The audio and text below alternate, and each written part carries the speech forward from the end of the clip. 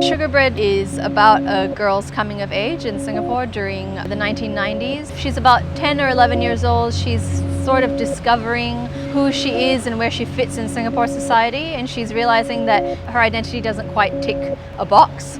So there are lots of questions about, who she is and where she's from. And when she turns to her family to ask those questions, she discovers some secrets about her mother's past and her mother's own questioning of how much a part of the Sikh Punjabi community she belongs to and how much of her is Singaporean. I started writing Sugarbread in my final year of university. I was in America and facing all of those questions about where I belonged, and also the complex sort of dilemma of where should I go next?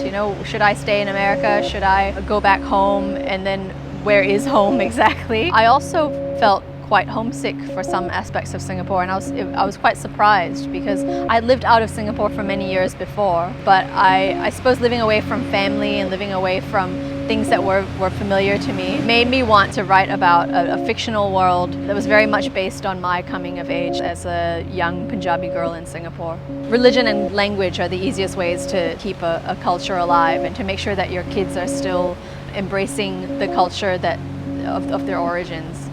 As people identify more with their Singaporean side than their Punjabi side.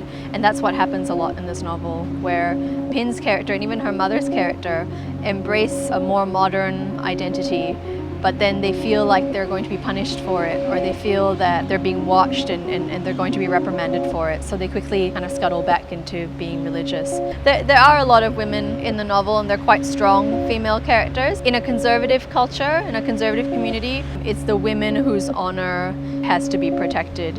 It's the women who could potentially shame the family. The fact that the main character, Pin's mother, is constantly going back and forth between making really creative, diverse Singaporean food that represents that very new part of her culture, and then feeling guilty for embracing this Western culture, or this Western Singaporean culture, and reverting to very simple, basic Punjabi temple food. That very much represents her struggle with her identity, and then it gets passed on to the main character, who's her daughter. A big part of the novel is also food. I love food. I love Singapore food. And I think that especially when you're feeling homesick or you're struggling with the questions of where you belong, you do think about the sensations that make you feel like you belong to a place. And for me, it's that feeling of being satisfied and full that's really important in feeling comfortable in a place. And that was a huge inspiration for Sugarbread as well.